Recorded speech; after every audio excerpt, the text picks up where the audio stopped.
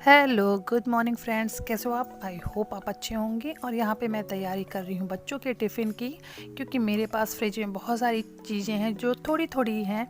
तो आज उन्हें मैं सब मिक्स करके एक पराठा बना दूँगी। थोड़े से पनीर हैं और थोड़े से 2 बॉयल आलू हैं, थोड़े से स्वीट कॉर्न हैं, एक कैप्सिकम, हाफ़ कैप्सिकम है, एक कैप्सिकम भी नहीं है। तो ये सारी चीज़ें थी, तो मैंने सब मिक्स किया, उसमें डाल दिया है थोड़ा सा चीज़, धनिया, ऑरिगेनो, चिली फ्लेक्स और ये सारी चीज़ें डाल कर के मैंने मिक्स कर दी है। और उससे एक मैंने स्टफिंग तैयार की है। लेकिन ओवरऑल मिला के, क्योंकि इसका कोई मेथड नहीं था, ये कोई डिश नहीं थी, पर जो थोड़ी थोड़ी चीज़ें बची थी मेरे पास, वो सब मिला के मैंने एक पराठा बनाया जो कि बच्चों को काफ़ी पसंद आया था। तो कभी कभी आप ऐसे ही कोई चीज़ें मिक्स करके ऐसे बनाओ तो आपको नहीं मालूम होता है वो कैसा होगा, पर जिसका कोई मेथड नहीं होता वो चीज़ें काफ़ी टेस्टी होती हैं। तो मैंने आज बच्चों के लिए ऐसे ही पराठा बना दिया। और वैसे भी ये सारी चीज़ें इतनी इतनी सी बची थी कि इनसे किसी के लिए कोई भी स्पेशल चीज़ नहीं बन सकती थी। थोड़ा सा कॉर्न था, थोड़ा सा पनीर था, तो इन सब का मैं बना दूंगी पराठा। और सबसे बड़ी प्रॉब्लम, जब आपके बच्चे थोड़ा खाने में चूज़ी होते हैं ना, और वो चेंजेस नहीं करना चाहते हैं, तो थोड़ी मुश्किल होती है उनके लिए लंच बॉक्स बनाना कि मैं क्या बना दूँ। क्योंकि जैसे कोई भी साउथ इंडियन डिश है वो मेरे बेटे को ही नहीं पसंद आती है, चाहे डोसा हो, उत्तपम और वड़े, ये सब चीज़ें वो नहीं खाता है, तो मैं बना नहीं सकती हूँ। इनफैक्ट कि उसको अप्पम भी बहुत ख़ास नहीं पसंद है, तो मैं ट्राई नहीं करती। तो मुझे घूम फिर के वही मेरे पास ऑप्शन में आते हैं पराठे। आपका कोई भी पराठे में, मैं कभी कभी पालक का पराठा भी बनाती हूँ तो वो खा लेता है, पर उसको जो चीज़ें चेंज करके या कुछ नया ट्राई करना उसके लिए थोड़ा मुश्किल होता है। इसलिए मेरे पास लंच बॉक्स के लिए ऑप्शन बहुत कम होता है। तो अब मैं आप भी यही सोचते हो कि घुमा फिरा के आप पराठे ही बनाते हो, तो मेरे संग यही प्रॉब्लम है मेरे बड़े वाले बेटे के लिए। और इनका स्कूल का टाइम इतना लंबा होता है कि मैं उसमें कोई भी रिस्क नहीं लेना चाहती हूँ कि मैं कुछ भी ट्राई करूँ और वो खा ले। तो मुझे लगता है पूरे टाइम भूखे रहने से अच्छा है कि मैं वही बना दूँ जो बच्चे ईज़िली खा लेते हैं। और ये सारी प्रॉब्लम मेरे बड़े वाले बेटे के साथ है। छोटा वाला तो हर एक चीज़ खाता है, टच वुड, उसके संग कोई भी प्रॉब्लम नहीं होती है। पर बड़े वाले की वजह से मेरा जो मेन्यू होता है वो बहुत लिमिटेड होता है, उसमें बहुत ज़्यादा चेंजेस नहीं होती हैं, वही सारी चीज़ें घूम फिर के आती हैं। तो फिर कभी कभी घर पे रहते हैं तो मैं कुछ नया ट्राई करती हूँ। अगर वो नहीं खा रहे हैं तो उसके लिए कुछ और मैं बनाने का ऑप्शन रखती हूँ। पर उसके साथ ये सबसे बड़ा माइनस पॉइंट है कि मैं कुछ भी नया ट्राई करने में मुझे बहुत सोचना होता है। तो फिलहाल अभी मैं बच्चों का बना दे रही हूँ लंच, बच्चे भी वहाँ हो रहे हैं रेडी।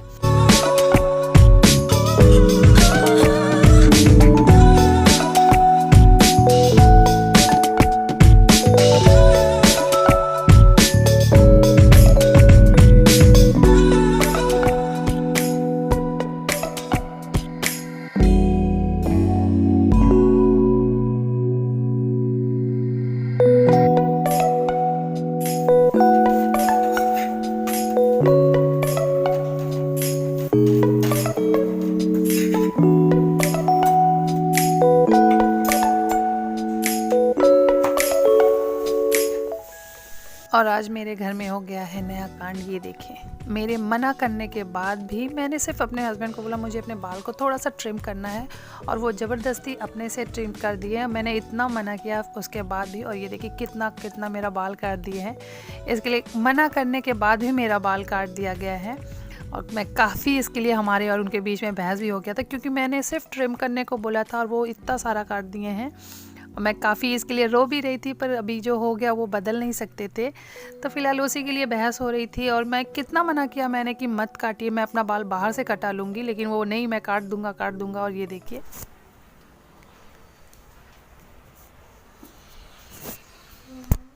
सच में यार कि क्या, ये देखिए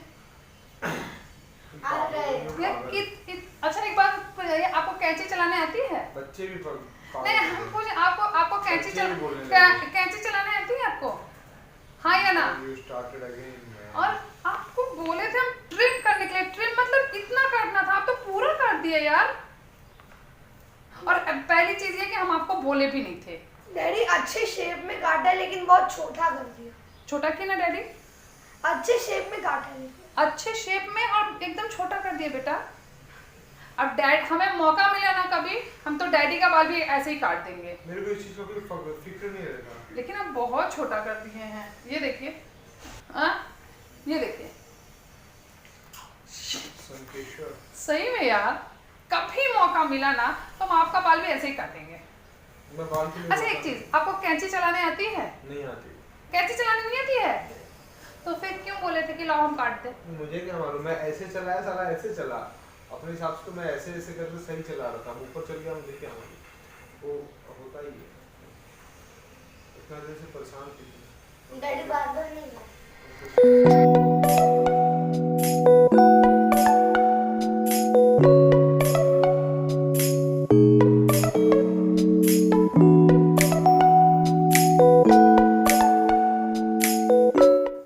और उसके बाद ये हैं इलेक्ट्रिशियन जिनको मैंने बुलाया था। मैंने इनको बुलाया था दोपहर में, क्योंकि दोपहर में पूरा खाली रहता है, पर ये आते आते आए हैं शाम को 6 बजे।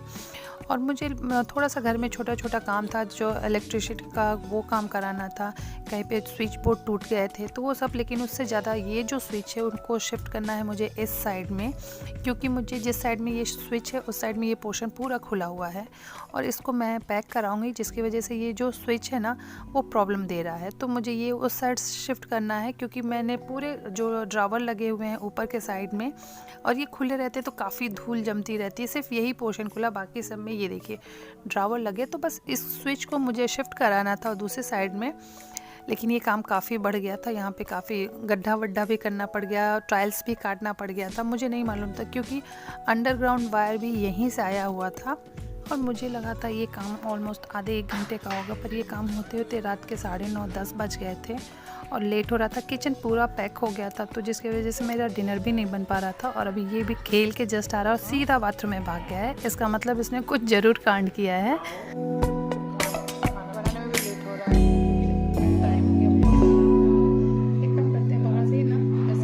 यहाँ आओ, पहले यहाँ।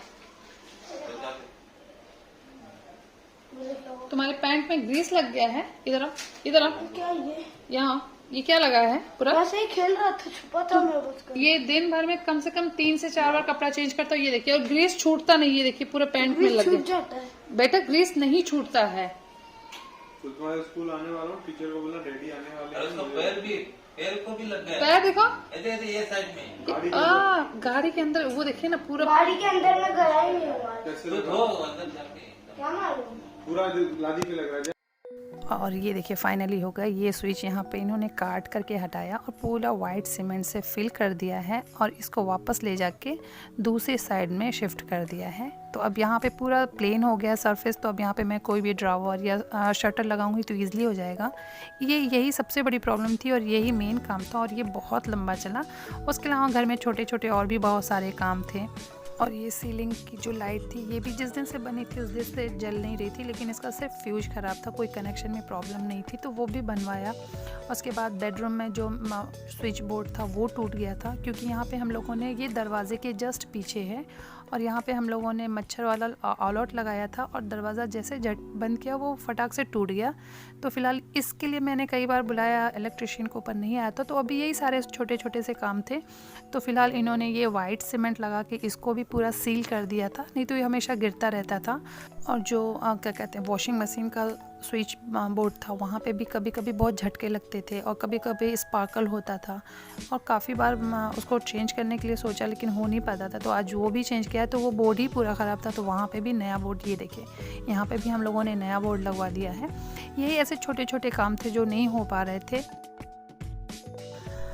और यहाँ पे सारे काम हो चुके हैं। पर अभी एक हम लोगों के बाथरूम में लगा था गीज़र, वहाँ का भी स्विच थोड़ा सा ख़राब हो गया था, पर वो शायद चेंज नहीं हो पा रहा है। तो वो बेचारे उसी में लगे हुए हैं कि अगर वो ठीक हो जाए तो ठीक है।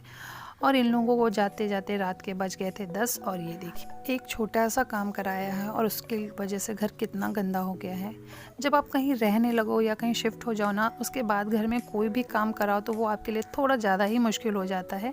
शिफ्ट होने से पहले आपको सारे काम करा लेने चाहिए थे। और ये देखिए पूरा फ्रिज के ऊपर भी वो, क्योंकि इन्होंने जस्ट ये जो स्विच शिफ्ट किया है ना, ये पूरा काट के टाइल्स वाइल्स काटा है ना, इसकी वजह से पूरा धूल धूल हो गया था। और कहने के लिए सिर्फ एक स्विच को यहाँ से वहाँ करना था, ये छोटा सा काम था, लेकिन उसकी वजह से कितना काम बढ़ गया है वो आप देख ही रहे हैं। तो फ़िलहाल मैं ये रूम साफ़ करूँगी क्योंकि बच्चों को सोने में भी लेट हो रहा है, 10 साढ़े 10 बज जाएंगे मुझे साफ़ सफाई करते करते, इसलिए मैं फ्रिज को नहीं कर रही हूँ साफ़, क्योंकि कल मैं साफ़ करूँगी। क्योंकि हॉल और किचन सेम है और बच्चों को सोने में ऑलरेडी लेट हो चुका है, वो भी बेचारे सुबह उठते हैं, तो इसलिए मैं सिर्फ गैस और स्लैब साफ़ करूँगी क्योंकि मुझे सुबह उठ के टिफ़िन बनाना होगा, तो मुझे गैस तो साफ़ चाहिए ही। तो फ़िलहाल मैं बस हल्का हल्का साफ़ सफाई कर दे रही हूँ जिससे कि सुबह बच्चों को प्रॉब्लम ना हो रेडी होने के लिए। तो बस उतना ही साफ़ करूँगी और डीप क्लीनिंग मैं कल करूँगी। फ्रिज है, अलमारियाँ हैं, गैस का मतलब जो ड्रावर्स हैं वो सब कल मैं साफ़ करूँगी। आज तो बस इतना ही साफ़ करूँगी और इसी के साथ ये वीडियो मैं यहीं पे एंड करती हूँ। आई होप आपको ये वीडियो पसंद आया होगा। ये वीडियो बनाने में काफ़ी मेहनत लगती है और आपके एक लाइक और सब्सक्राइब से मेरा मोटिवेशन बढ़ता है, तो मुझे मोटिवेट करते रहिए। मेरे वीडियो को लाइक और सब्सक्राइब ज़रूर करिए। तब तक के लिए बाय।